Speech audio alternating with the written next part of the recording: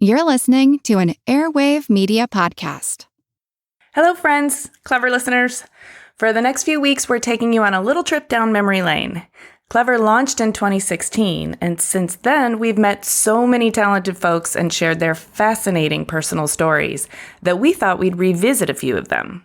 So we handpicked a selection of some of our favorites that are definitely worth a second listen. And if you missed them the first time, you are in for a real treat. We'll be back in September with some exciting and shiny new episodes for you. In the meantime, I hope you'll take us with you in your ears and in your hearts on all your summer adventures. I want to be with you on your bike rides, on your road trip, and lounging with you in a hammock. Okay, so we love and appreciate you a ton, and please do stay in touch on social. See you soon.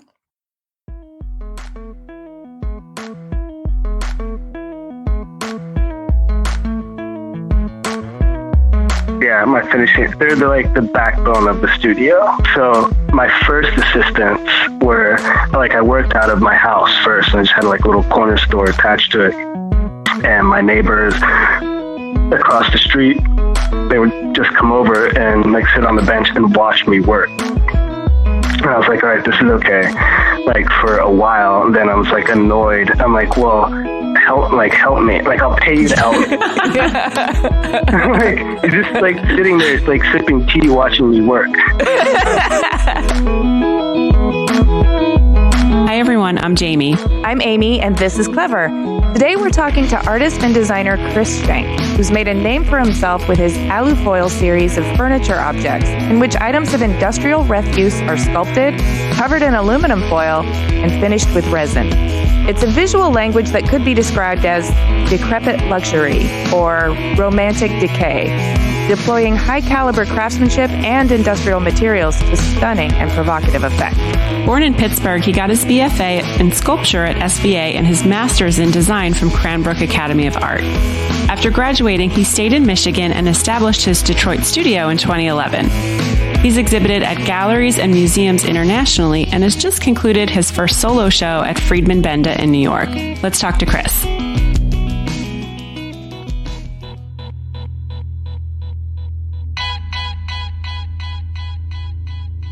My name is Chris Schanck. I live in Detroit, Michigan, and a furniture designer, artist, and I don't really stop to ask why. It's just what I've always done.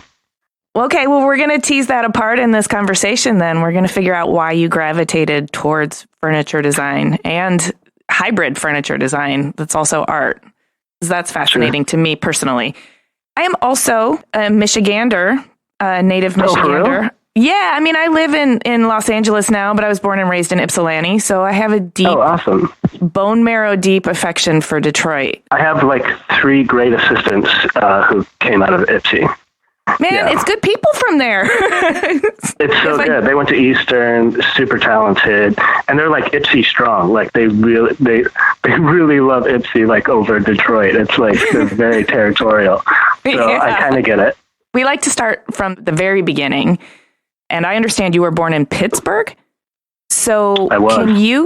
Can you tell us a story from your childhood that describes your youth and your family and what your experience of Pittsburgh was like? Yeah, I was born there, but I was raised in Texas. So my time and my memories, they were brief but impactful. So I was born there, and we moved when I was 5, going on 6. But it was, let's see, at that time, my father was a house painter. My mom was a stay-at-home mom. I had my brother Joseph and my sister Jalea.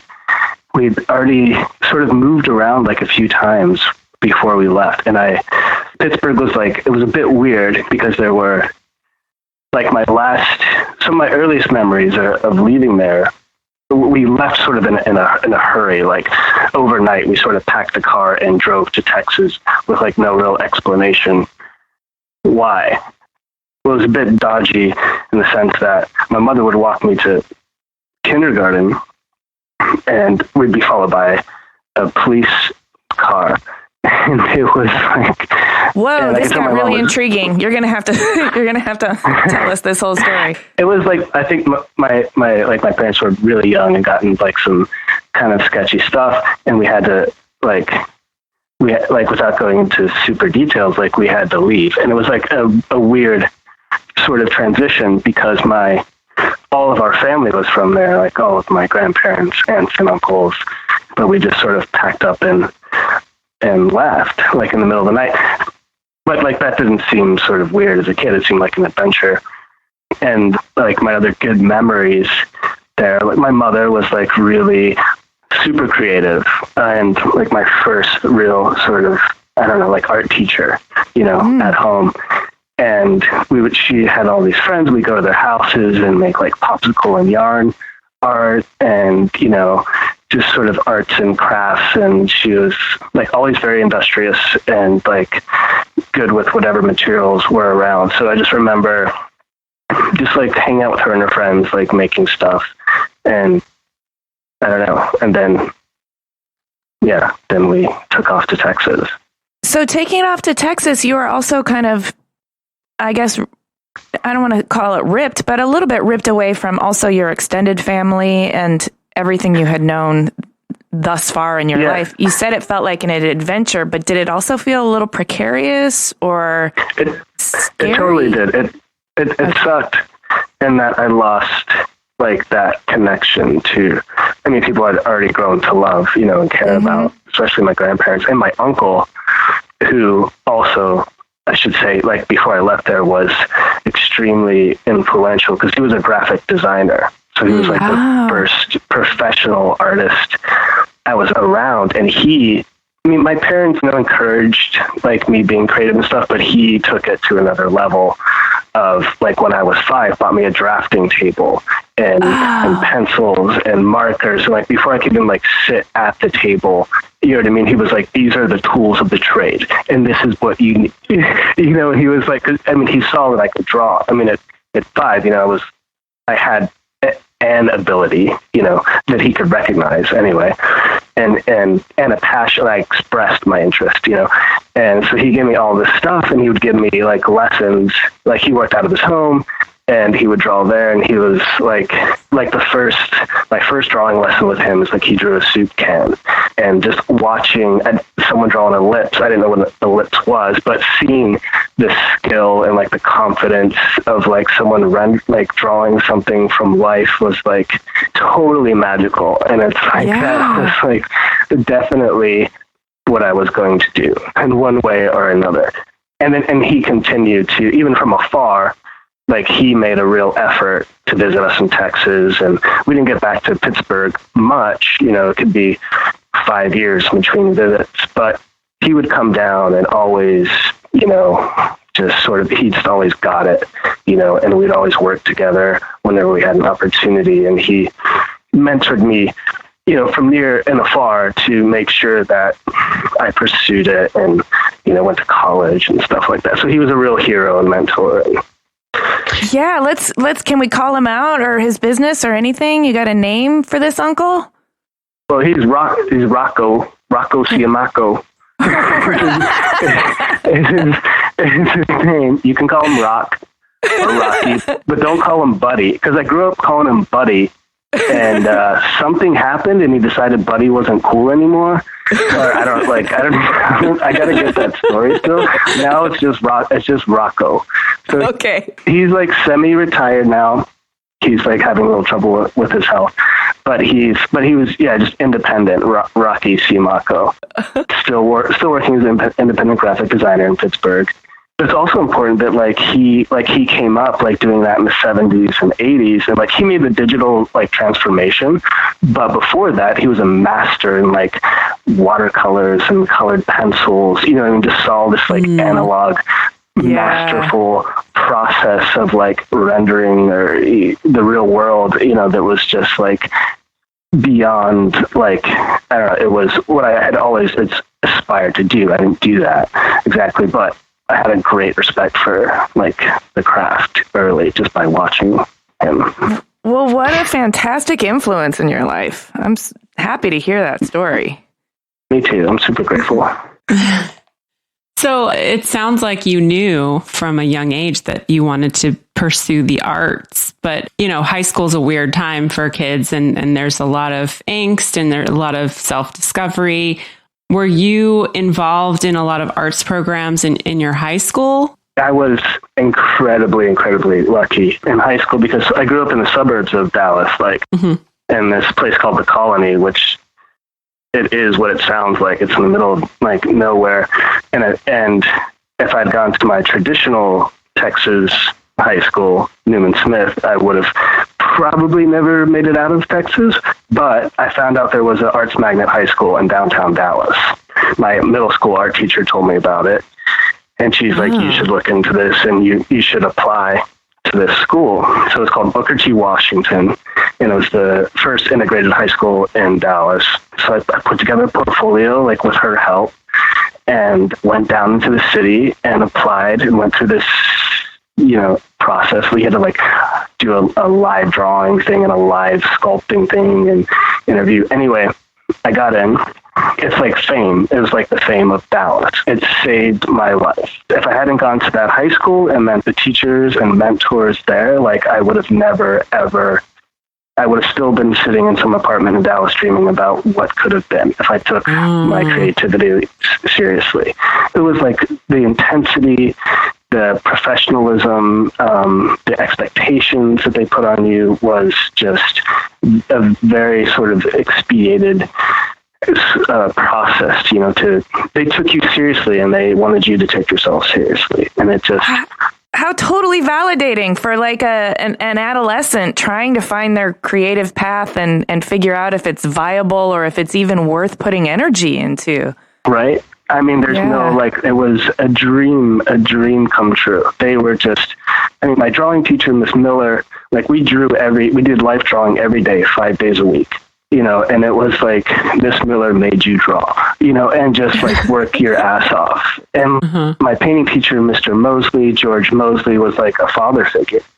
And he taught me about, before that, art was some vague, ancient, historical thing, that I couldn't really get my head around. And he was this is what contemporary art is, and taught me how to paint and took me to the museum and gave me a studio. I had my own painting studio in high school. Oh my God, really? That's so amazing. Cool. It was beyond, if there was any doubt before then, I was completely hooked, for better or worse, at that point, that it was oh, this is a real thing. And having people around you that believed in you, and that you could, hey, you can do this for a career. When it's really hard, a working class family, tell them you want to be an artist, and they're like, that is there's no, how the fuck are you going to do that? That's not a real, right.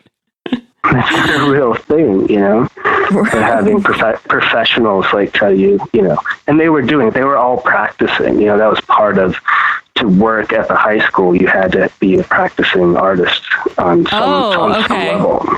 So then you could be look, mom and dad or society, these people have, they're artists and they have a job and they can do this for a living. Yeah.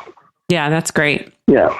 So then you went on to study a lot of stuff at a couple of different places. So you studied sculpture at SVA and then photography and 3D design at Cranbrook. Is that right? More or less. I studied sculpture at SVA. Then I did a brief stint. I went to get an MFA at Central St. Martin's in London, which I dropped out of. And then I ended up at Cranbrook. And it was just a 3D design education. But I had a great mentor in the photography department, Liz Cohen. I wasn't officially in her department, but she came and critiqued my work and became a client. She commissioned work and became a mentor. And my conversations with her were sort of super important to my time there. So can you walk us through kind of what your college years were like? SVA was a total trip. I was, fresh, young, 18-year-old kid out of Dallas. So New York was just super intimidating. I didn't know what was. I went to New York when I was 18 too, and it was the best thing I ever could have done. And it was the scariest thing ever. Same. Yeah. Same. I was like, I had a good education, like a good foundation. And it was like, but I was just like, what, like my teachers were like, go look at art. I'm just like, I don't know what I'm looking at. Like, I don't, like, I'm so out of my element. Like, what's wrong with me? You know, like I thought I was good, but clearly I'm not, you know, and it was such a vulnerable experience. This like, you know, just looking and trying to understand. And one day it sort of clicked when I saw an exhibition by Franz West. It was like the first sort of what's called conceptual work that I could connect to in some way. And then like, I didn't know a single person here when I came here, right? So I met a great recruiter from SVA at my high school who was like, you're going to come to New York, you know, and I just trusted and believed this guy. And he sort of, you know, held my hand through that process. And I told my parents, all right, I'm going to New York. And they're like, you know, we can't like help you. I'm like, no, I totally get it. It's not like that. I'm just letting you know. You go. Right. I'm going. And so I got there and literally knew no one. And that was like, but I also loved that. Yeah. And have ever since. Like, I love sort of just being completely out of my element. So I embraced that part of it. A great group of like peers at the school who were like from New York or New Jersey, and were just like connected and take me around to the clubs. Like I had my first like solo show at the Limelight Club. Yeah. Do you remember that? I do. He was like, let's do a show like in the back room. And I like did these series of paintings, and we did horse tranquilizers and just like partied. And it was just like, that was like... Was that the 90s? It was the 90s. It was like such a good scene. And it was like, but they introduced me to that, you know, like they showed me the ropes. And those horse tranquilizers are fun though. They totally are. I don't think I could handle it now, but it was super fun. And they like, yeah, it was a blast. Like I loved SVA, and you got to work with amazing sort of artists. You know, I worked with Chaim Steinbeck, who was like a hero of mine. You know, before I went there, and they were like, you know, curating you into student shows, but like, it was done by some of my favorite sort of artists. And so it was like a real confidence boost and it's amazing learning curve, you know, just trying to keep up and catch up with other kids who were just like way hipper to the scene, you know? Oh my God. You're describing my experience too. Oh my God. Right. And then immediately, like, upon graduating, like I got to show like an amazing, at the time it's gone, there's a Massimo Ariello gallery, which is in Chelsea. The guy came into my studio and picked my work, put it in a show. And what was so significant was like, it was the same gallery that Felix Gonzalez Torres first showed at when he was like just starting. Right. And I admired him like in college. Like I came to like admire like a few people. It was like Franz West, Gonzalez Torres, and like Matthew Barney, like that, like in the 90s, like that was my jam. And he started there, and this guy put me in the gallery, and I was just like, I fucking made it. Like, it's like, I'm in the same gallery as Gonzalez Torres. You know, he quickly like dropped me because we got like into a huge argument. It was a short-lived sort of thing, but it was a taste of the professional world that was like intoxicating. Is that argument worth talking about? It was maybe like it got reviewed in the Times, and it was like, oh shit, you know, and it was so exciting. But he talked about the work. I did this installation piece that was kind of like based off of these homes I saw as a kid in Dallas. It was like these developments that got abandoned and and we would play in these like abandoned developments, and it was sort of recreating that environment. But it was but my recreation was very saccharine and sweet, you know, and he talked about it as like I made a giant birthday cake. And so I called him up and I was like, Massimo, I was like, please don't tell people I made a giant birthday cake. Like, it's so much more meaningful than that. And he was like, Chris, you were not the Nazi, like, art police. You cannot tell people what to think. Like, he just fucking, like, chewed me out about trying to tell him what he should or should not say about his work or how people should interpret it. And we both had a point. Like, I learned that, yeah, you can't, if it's not in the work inherently, like you can't tell people what to think or how to feel about what you make. You have to let them experience it. This is an argument I have with my husband all the time. He always wants to ask the artist like why they made what they made. And he wants to know like the reason behind it and that story. And he's like, that's the true story of the art. Like, that's what it means. And I'm like, yeah, but if I look at it and I say, oh, I think it means this, is that not the true meaning of the art? And he says no. And I'm like, well, that's not fair because it's how I feel about it. And it's my relationship with it. And like, once you make art and put it out into the world, like, is it really only meaning what you meant it to, or you intended it to mean?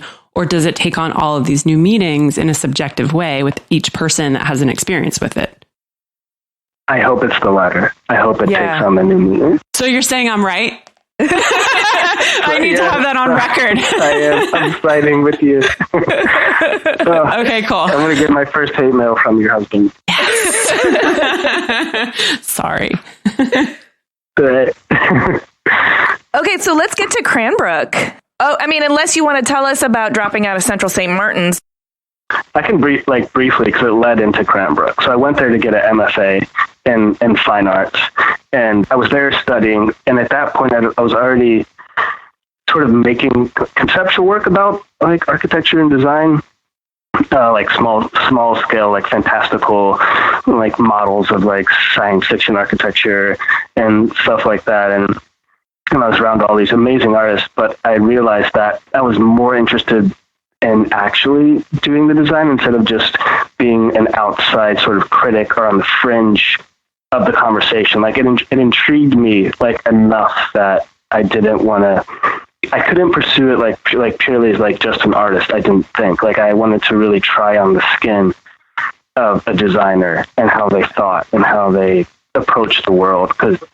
And so I was like, I don't need to get an MFA in fine arts specifically. So I just let me like reboot and go get a design degree and like see what this is all about. Okay, that makes sense to me. Yeah. So I went back to New York and put together like a pretty amateur design portfolio, like some silly stuff, some goofy stuff. I like maybe tried to make one or two earnest like things, but I was like a pretty experienced maker at that point. So even though like if conceptually the ideas weren't strong, there was a strong sense of craft.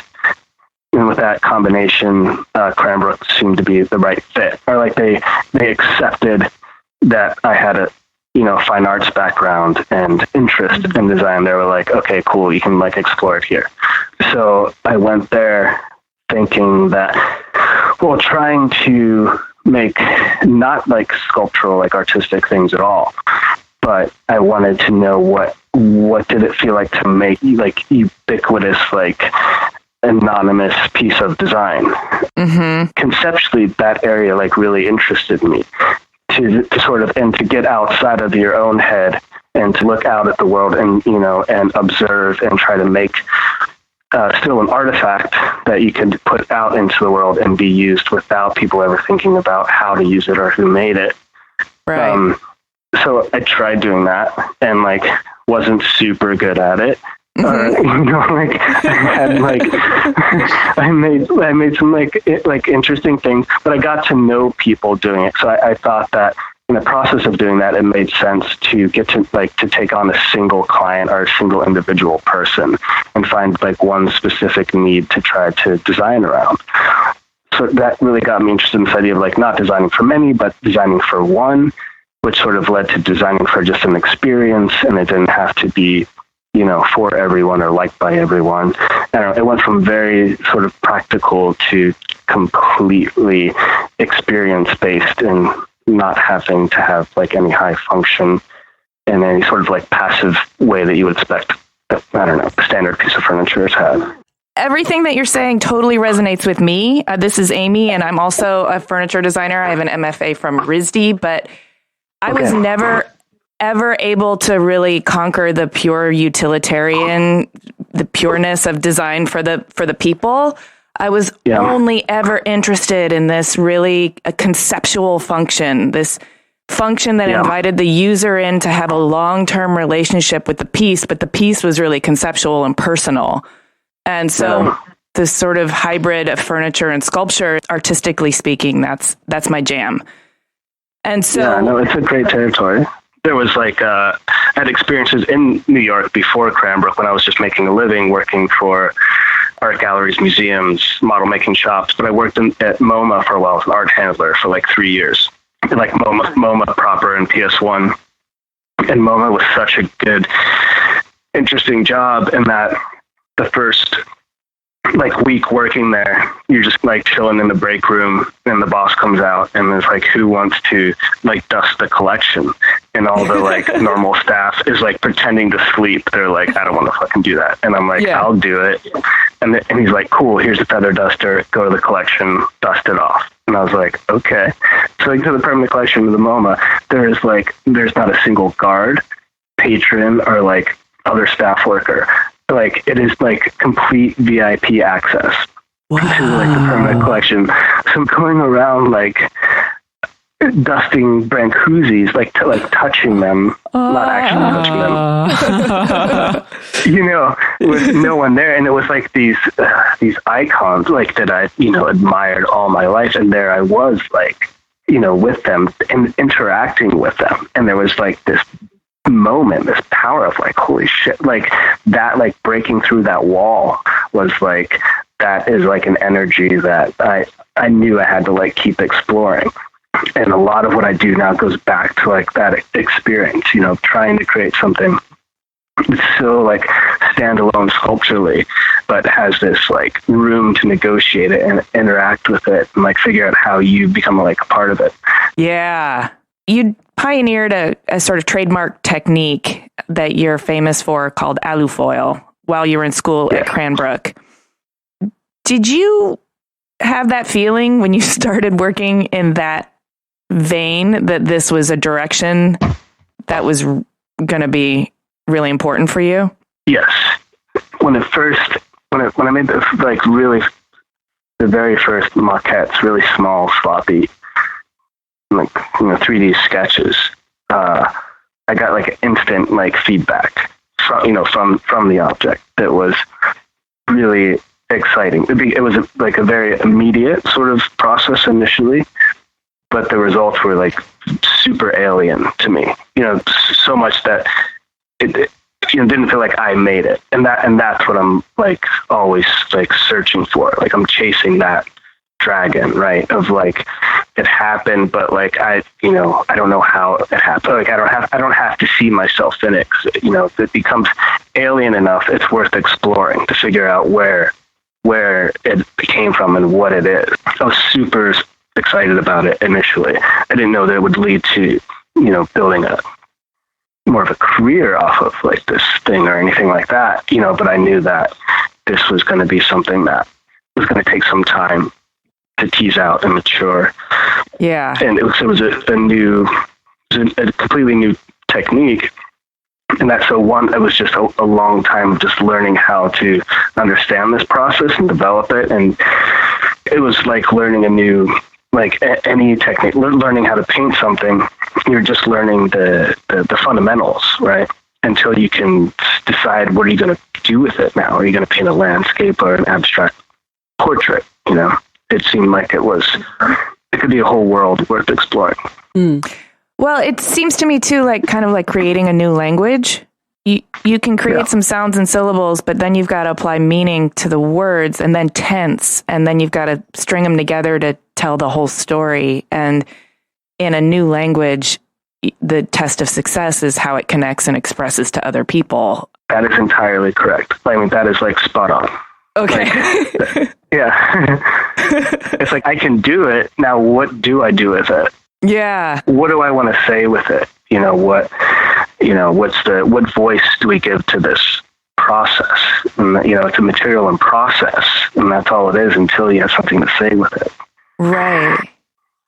So that must have felt and you said chasing the dragon, the worst feeling in the world is sort of running around in circles, not knowing which direction you're going in. But when you find your dragon and you can just chase after it wholeheartedly, that feels really exciting. No, it totally does. To feel like you're in the behind some creative energy. You know, it's propelling you, you know, and you're just trying to figure out what it is and keep up with it and manifest something out of like what's coming off of it is like, that's the high.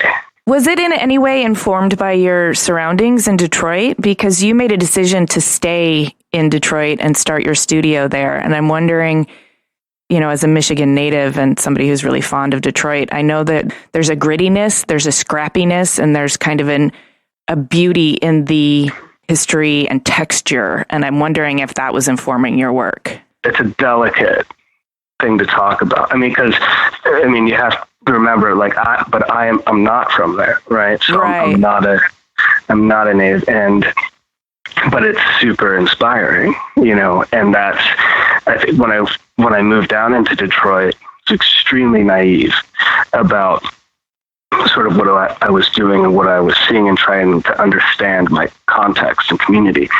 And like, admittedly, so I was always sort of seduced by images of the apocalypse, right? Since like in film and, you know, literature, things like I was always really interested in that. And then I was like, oh, here I am in the post-apocalypse scenario, and I loved the texture of it, but that's not enough, you know. And it, right. Like, that's like incredibly an outsider perspective, and so it took time to understand what I was really in, and learning about the people around me, learning about my neighbors, and for the first time in my life, feeling like I was in a community, which was sort of bizarre and new to me. So it was a lot of things happening at once. Sure. So then I started to understand it wasn't the apocalypse; it was these people in communities, like not just surviving but thriving, like on the fringes and edges of a city, you know, that had figured out how to like make it happen and create their own standards of living in their own communities. And that it just completely flipped my perspective, you know. And I mean, that took a couple of years, you know, to really sort of figure that out. It's like walking to like a room with the lights out and you can't see anything, but if you just chill and adapt, you like things start emerging like out of the darkness. And that's what it felt like. It's like, this isn't garbage, this isn't trash, this is like very, very thoughtful, like like maximalist use of material and energy to create place and create community. And it was, and still is, like the most inspiring like thing I can be around.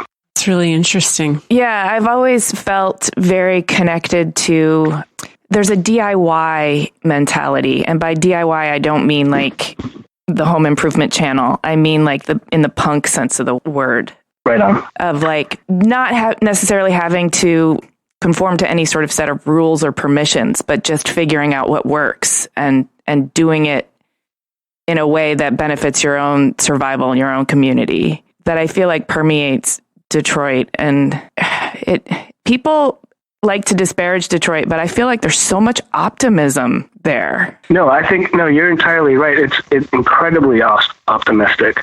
My good friend and artist in Detroit, Wesley Taylor, who I greatly admire, is, you know, taught me, like I learned through his eyes, and he was like, Detroit's always been like going through a renaissance, man. It's not like just happening right now. Yeah, it's always been like that. It's like it's been contributing globally, like its culture, you know, for decades. This is not a new thing, man. You know, he's like, you're coming in on something, you know, he's like, be a part of it. But like you're not inventing it, man. Right. I was like, way to give you perspective. Yeah. yeah. I was like, cool, man, cool. I was like, all right. But you gotta find those people. You know, you have to find like who have been there and like seen the ups and downs, and their families, you know, have seen the ups and downs, and like learn how to like ride the wave and survive, and just like they're, I don't know. It's like it's always been a good city. You know, it's just like it's not just happened now. Right. Well, your love for it feels very sincere, and that comes across. It is.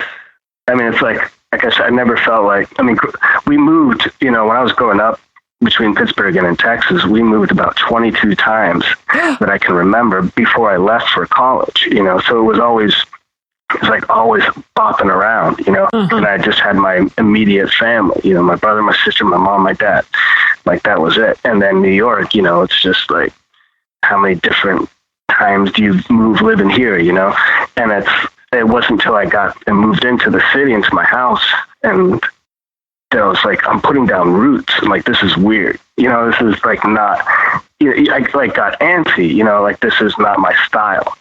Like they're like, what's the next thing? What's the next thing? And then, and then like, maybe, I don't know, my, like internal clock was just give it a minute, just like see what this is about and see what you can do here. Because it presented the energy of the city, like, was just so rare and unique. Like, never felt anything like that. So I want to talk about your work and your shows. Your first, I think your first solo show was with Friedman Benda Gallery. Is that correct? It is. So how do you feel like your work has evolved leading up to this show? I think, you kind of nailed it earlier when you were saying it's sort of about learning, like learning vocabulary, right? So you just start off like little bits, and then you have to like string things together, and then you have to create content and meaning. I think this show was that where we not just me, but my entire studio staff, like matured in the process and became like involved in creating the narratives around the work. And what we were doing for years was like me running around just trying to teach people how to do it, and like what I was thinking and what I was trying to do. But by the time it came around to produce this show, I had, sculptors and assistants and people working who mastered their areas of the craft, and not just the making, but became involved in like conceptualizing like what we were trying to do. So we had conversations around like developing the work and what we were trying to say with it. So it went from like a very singular experience of like just me to like much more of like family style making, so we could just take the work like further, just get funkier with it, and just, really try to do like what we've been talking about doing, like in our like dreams, like 'cause we've been like up before the show doing cool work and like commissioned like shows here and there, but never a real platform, to like show off what we could do. So it's like, all right, let's totally geek out. And I appreciate you saying we, because I do feel like a lot of times when artists have either techniques or a lot of production going on and they grow their studio, they still it's very singular, and people still just think of that one person, and because that's like the person who represents the work, right? But it sounds to me like you work in a very collaborative environment. Is that the kind of energy that's going on in your studio at all times? It is. It's wildly collaborative, and but it's not my natural state. That's what was hard, because, I come like from individual studio practice, you have these like images in your head of like the artist toiling away, completely suffering in his room by himself. Right. By himself. And that's like, I was like, that's what I'm going to do, Then it starts like growing, like kind of accidentally, like with these people around you. And then that just keeps growing, and you work with them day in and day out. And it's like, it's not like assistants. It's like friends and family. And like, if my crew walked out on me now, like I'd be done. Like I was like, they're too good. Like they're too good. Like they're just so like ingrained in every part of it. Like I can't, like, I don't know, like I would survive, but I would feel like I lost like my partner. Like I'd start again, but like probably doing like origami, like in a hotel somewhere. But it's like, I'm super dependent, but like in the most healthiest way. Like I've been like in like really bad codependent like relationships most of my life, but this is definitely the healthiest one where I'm just like, I really love you guys. Like, well, yeah, I mean, you guys spend all day together kind of birthing these things together. And so there has to be collaboration, but like also mutual respect and willingness to work with each other on a daily basis. Well, I also read, and you can tell us about this, but I read that there's a Bangladeshi community outside of your studio and that several Bangladesh transplants work in your studio and have actually sort of mastered your technique and taken it further than you ever did. And I love that. My finishing, they're the backbone of the studio. So my first assistants were, I worked out of my house first and I just had a little corner store attached to it. And my neighbors across the street, they would just come over and sit on the bench and watch me work. And I was like, all right, this is okay. For a while, and then I was annoyed. I'm like, well, help me. I'll pay you to help me. You're just sitting there, sipping tea, watching me work. And so my very first assistant was Nilufa, and she lived across the street. And then her daughters, they also started working there. So it was me and the three of them were the first crew. Oh, I love it. Learning how to foil and that I don't know, you get pretty close, and that also comes with a lot of pitfalls. But and that grew. At the town. The part of town we live in, Northeast Detroit, is called Banglatown, established by the Bangladeshi community there, right? Mm-hmm. I don't know, and we're right on the edge of Hamtramck, which has the most mosque per capita in the U.S.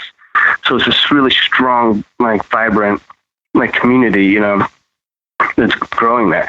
So it grew word of mouth, right? As I needed more assistance because work options for a new immigrant are sparse. We have people moving here who are experts in craft back in Bangladesh, who are running textile factories, in charge of quality control in leather factories, just extremely detail oriented and sophisticated in materiality and process. Mm-hmm. But you move to the U.S. in this neighborhood, and the best job option is to be shuttled off to a fruit and vegetable factory in the next town. In the middle of the night. There's just it's kind of fucked up.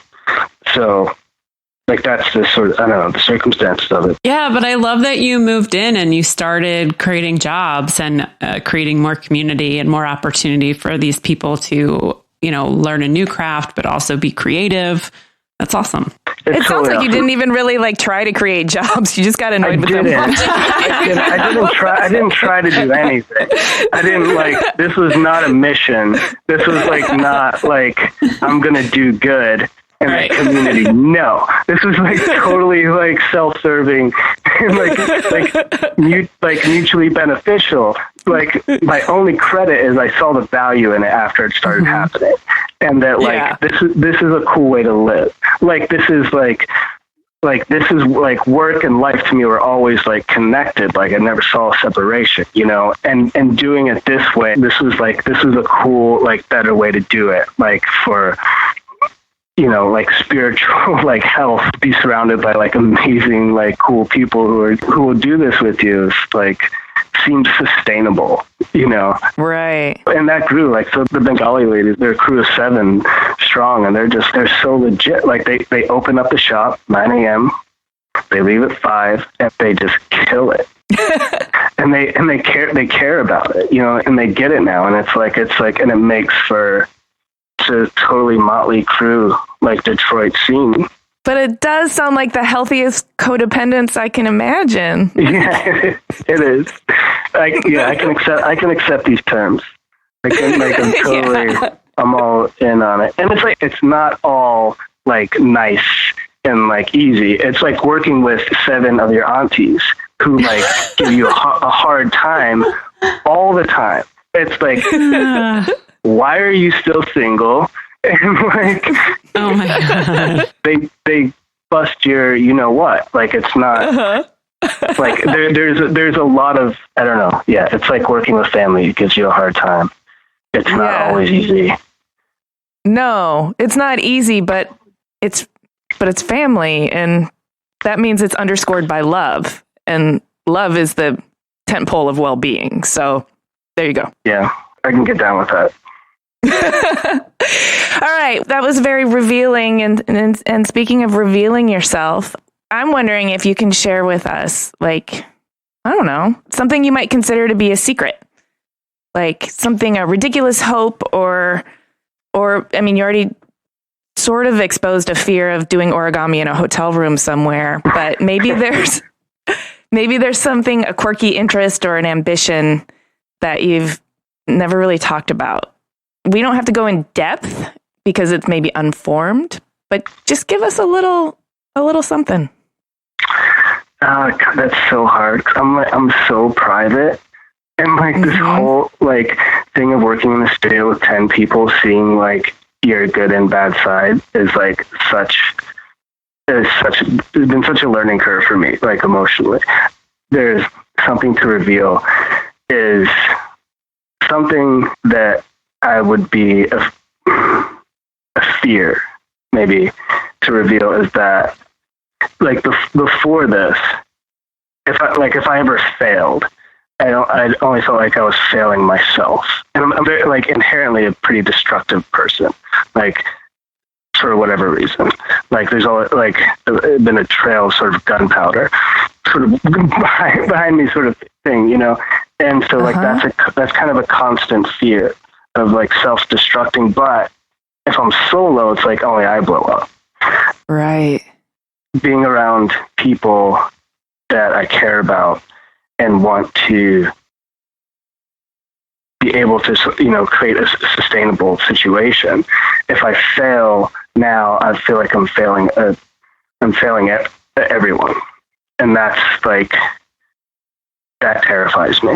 That's not the answer to your question, but no, thank you for being so honest, and I totally get it.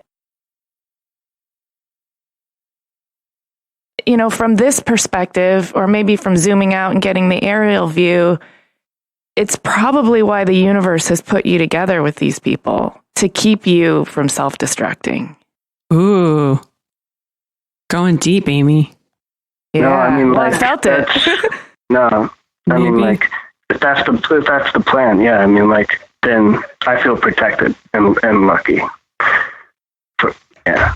But you also get to get up close and personal with your own sense of accountability and responsibility. And I don't mean that in terms of just not self-destructing. I mean, like, in terms of witnessing how much love and impact you have yet to put out in the world, and how much love and impact you can have on a daily basis. Yeah. Maybe. I don't, maybe. Right. No, you're right. No, you're totally, you just got me. You got me. I'm just like, I got nothing. You're just, yeah. I don't know. I feel it. I don't have anything to say. You're right. Well, let's look to the future. Is there some fun adventure or something that's, I don't know, that you keep as a carrot dangling in front of you that you might do one day that makes you excited about the future? I mean, there's a couple things. Like, there's, so like we're at this point, you know, with the work that we did our first and only solo show with like Friedman Bendo, which is just our dream gallery, you know, but it was like the culmination of like this body of work that we'd been building, you know, up to this point, you know, and it's like, and I think we did it, you know, I think we fucking nailed it, but it's like, but as an artist, you know, the thing is like, okay, but now what? Right. So it's like we can't, of course, like we have more ideas within that body of work, and we're going to evolve branches of it, you know, and mature it in new ways. But it's like, what the fuck are we going to do now? Like, that's the most terrifying and exciting thing about that, like, for me, like, to be an artist, you know, like, how can we, like, what are we going to do? And we have these like scrappy models and tests and new processes we want to develop, but now we have more experience, and that we're looking at it, we're sort of flipping the narrative in the sense that we have narratives and ideas that we want to explore, and so going into materials and processes with a clear vision of what we want to talk about sort of starts to mold and define the forms and the process moving forward, which is a very different way of working for me that it's sort of hard to define, and the results are completely unknown. But that's like a really good place to be. That exploratory phase. Yeah. Because you know why? Yeah. Because you tinker around in there until you find the next dragon to chase. That's right. You need a new drug. You just you need a new drug, and it's gonna like it's gonna be so good. And like I'll do whatever it takes. I will do whatever it takes to get there. Like literally, there's nothing more important. Well, do you have like a big picture or a bigger vision for your work in your studio? Like, what's the main goal? Main goal is like, I don't know, because I'm really, really happy with what we've achieved. If the high school Chris that we talked about, that Booker T. Washington saw what we've created now, he wouldn't fucking believe. Like, there's no way. Like, he would have been like, you weren't supposed to live that long. The way you do things. So it's achieving what we have today. I think it's important to like stop and be really, really appreciative. That being said, moving forward is about building a stronger, more sustainable like studio, like where we want more and more authorship over what we're doing. I mean, we have total authorship, but in the sense that being able to explore the work like boundlessly, being allowed to sail, and being able to make work that expresses the world that we live in right now is the goal. Like, that's like, you want to feel relevant, man. I mean, like that, like I do, like, I want to feel like I know a little bit about who I am and the time I'm living in. And I do that through like making artifacts, and that this is just like one little blip, in time that was like right on time. Yeah. And I don't, that's the goal. That's a meaningful goal. I like that. Well, I mean, the Friedman Benda show is something that we definitely would recommend that our listeners take a look at. But is there anything else going on that you'd like to share with them? A new project coming up or something to look out for? In winter, various group shows, museum stuff, and then commission stuff that's like all private stuff, so you can't talk about it anyway. I don't know. We're working on like some new crazy stuff that I hope people like. Well, the thing is, like, people like it or hate it. Yeah. There's not a lot of people in the middle of the road for what we do. They're like, it's okay. They're like, it's great. It's horrible. So expect more. It's fantastic, or it's the worst thing I've ever seen. Well, you're doing something right if there are people who absolutely love it and absolutely hate it. Yeah. All right. Well, where can our listeners keep track of you? Like your website and social media handles? All right, my website sucks. It's like a splash page. GeoCities? It's like chrisschanck.com. It has like one image. It doesn't load properly. It's super professional. So like Instagram, that's the way to go. Chris Schanck, one word, SCHANCK, and then artsy, and then like Friedman Benda's. Like that's where most of the content is. Okay, we got it. Great. We'll put links to that stuff in our show notes for this episode too. It has been awesome talking to you. Your perspective is really, I don't know. I feel like your sincerity and your thoughtfulness and the way that you think about your work and the way you approach things, you articulated it in a way that I feel was really, really interesting. And well, I love you a little bit, Chris. I feel close to you now. I love you too. Yeah, it's not, I don't, like, if we were probably sitting across from each other, I don't know if I could have opened up the same way. I think it's because we're, the mystery of the phone. I'm sitting in like a dim hotel room in New York, and, what else are you going to do but open up your soul to strangers across the country? That means when you meet us in person, you'll feel we're already connected on such a deep level. I can't wait. Well, thanks so much for this. We really appreciate it. Thank you. Thank you so much. I enjoyed it. Bye.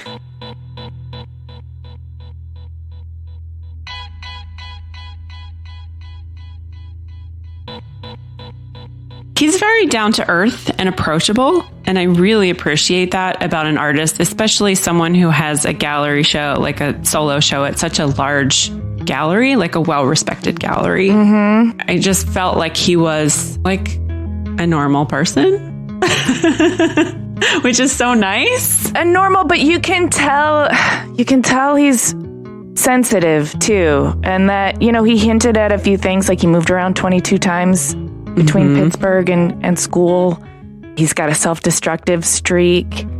Yeah, I agree with you, but I think a lot of creative people have to be overly emotional or have something in their lives that really drives that creativity. And sometimes it comes from a dark place, or sometimes it comes from moving around 22 times, or, you know, having a lot of like codependent relationships, or maybe your artistic side causes you to have those things. I don't know. There's a relationship there.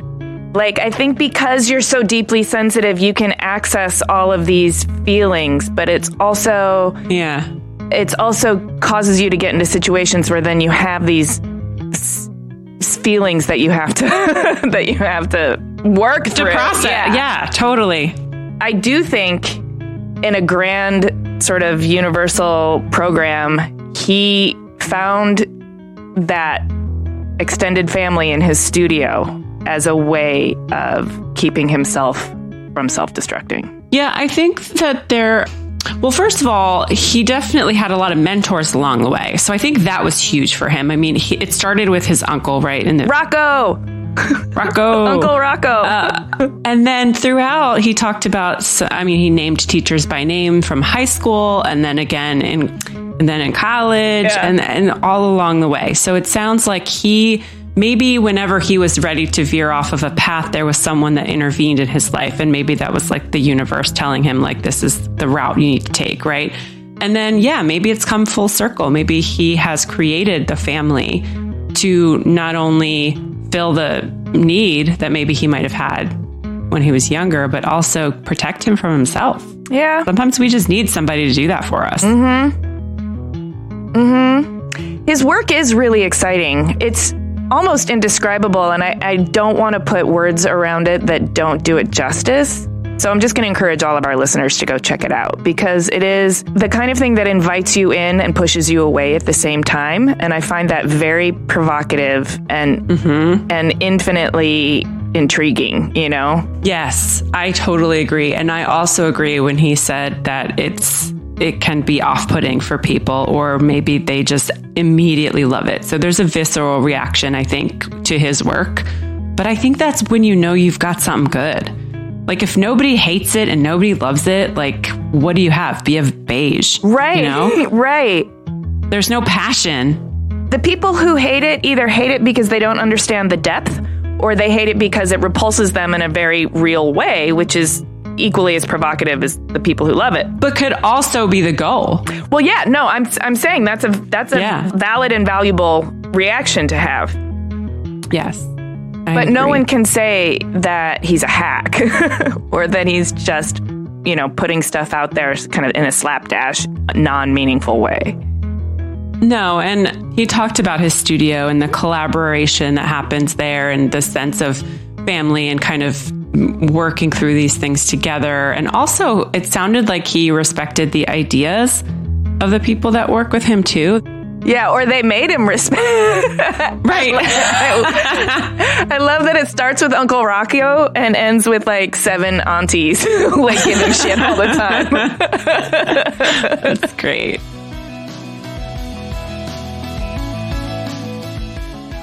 Thanks for listening, everyone. Please go to cleverpodcast.com to sign up for our newsletter, read the show notes, and see images of Chris's work. You can subscribe to Clever on Apple Podcasts, Google Podcasts, Spotify, SoundCloud, YouTube, or pretty much wherever there is hot podcast action. And please subscribe, rate, and review, because that really, really helps us get discovered by new listeners and be able to share these amazing stories with more people. I'm cracking up over hot podcast action. That's a good one. Okay, you can also connect with us on Twitter, Instagram, and Facebook at Clever Podcast. Tell us what you think. Share your stories. Share what your favorite part of this episode was. Just let us know what you think. Clever is produced by 2VDE Media, and this episode was edited by Ty Navarez and Alex Perez with music by L1011.